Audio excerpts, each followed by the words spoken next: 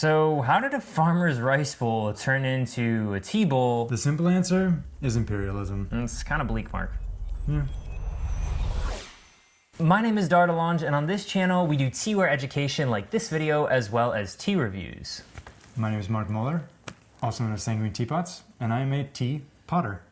Yeah, tiny teapots, gotta love them. Today we're gonna look at how Japan invading Korea turned into a distinct tea culture, what the unique characteristics of Korean teaware are, and then how it's influenced Mark's teaware in his production. When Japan invaded Korea, they took what was traditionally a rice bowl and made it a tea bowl. That's so strange. Why? The Buncheong style, dark clay with white slip, is very similar or fits in with the Wabi Sabi style in Japan. What's the crossover between the two? Wabi Sabi is defined by rough clays and organic shapes. Right.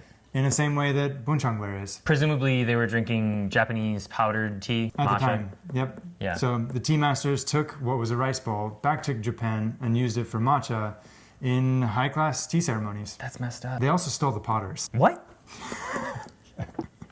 Yep. The Buncheong tradition is still celebrated today in Korea for fermentation vessels and for teaware. So it did actually come back to Korea and become its own like sanctified thing within Korea? Yeah, it did.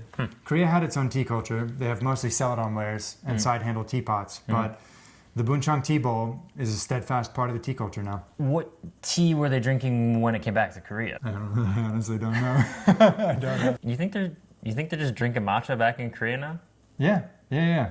I actually got this tea bowl from Lee Kang-hyo, a Korean master in the Buncheong style, and he made us matcha and also gave us alcohol out of his tea bowls. It's kind of funny like how everything in the tea world is like just back and forth. Like Japan stole the potters and then the matcha came back to Korea. Like same thing happens in China with Taiwan and Japan. Like, And a lot of tea cultures kind of convergent evolution. A lot of different things look similar, but it's because they came from similar roots. In that way, I make my work with similar roots to the way the Korean work is made, with dark single source clay from where I'm from, and bright white slip from the same state. so what makes the Korean bowl unique compared to all other types of tea bowls or teaware? The fact that it was designed to be a rice bowl, it's open, wide, and easy to eat from. More vase-like than actually bowl-shaped. Yeah. Yeah. Was there any evolution? When most people think of a tea bowl, they think of something with high sides and sort of rectangular shape. But the Korean tea bowls were totally different from what was traditionally being used. It was really the aesthetic, artistic beauty that drew the tea masters to use these humble vessels as something more elevated. So you mentioned that it's a celebrated style. Why haven't I heard about it? Primarily because the biggest tea culture influences in the States are from China and Japan. Korean teaware is really wonderful and beautifully made, but it's just not as well known. Is it more popular in other international countries or just like domestically within Korea? Other teaware potters are going to know about Korean wares and about ongi pottery in specific, very large fermentation crocks, but the Korean tea tradition is kind of a hidden gem. It's also interesting because you mentioned that any potter would know, and I feel like that's the case with a lot of different art. The more you get into it, you have to study different styles. But much like myself, many people who source and sell teaware aren't necessarily potters.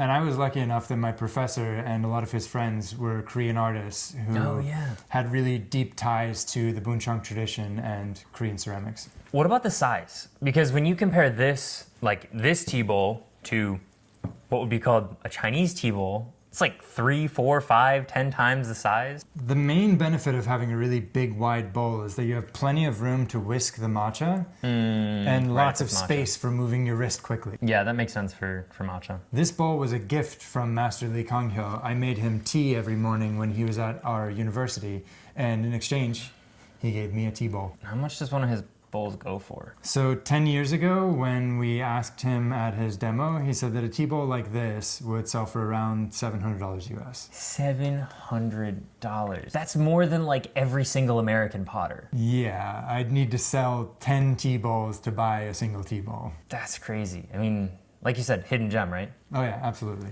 So as Mark mentioned, Chinese and Japanese are typically the inspiration that we'll see in the West. And if you want to see about what the whole tiny teapot scene is like, check out this video right here where I go over the tiny teapot. If you recognize this kind of bowl, this is the style that inspires my work. How have you adopted this style into your work? I use a single source clay from Georgia and a single source slip, also from Georgia.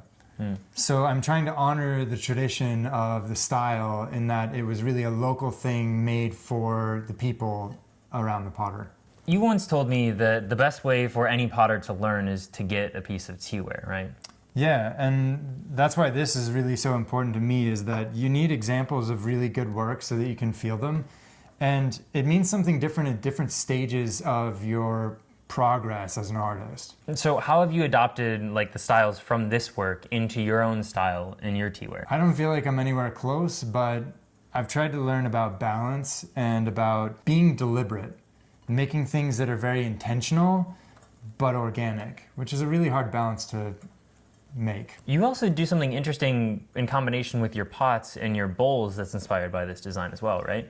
So I've been using this bowl in my studio since I was in college, and the thing that made the most sense is just to plop my teapot in the bowl, and then I can pour over, dump out the water, and then brew into a bowl. One of the hardest things to source in terms of teaware are tea boats and tea trays because they take up so much space. So this is a really cool design that I don't know anybody besides Mark that's doing and has even went so far as to completely shape their teapots around doing something like this. This is really, really cool. I've had this pot from Mark for over 6 months now, and it is one of my favorite pots to pick up, not just for white tea, which Mark and I both love, but just in general, it's one of the most ergonomic pots that I've ever had as a teapot. And if you wanna check his pots out, go check out the link in the description because he always has new work coming up and it's absolutely amazing. Peace.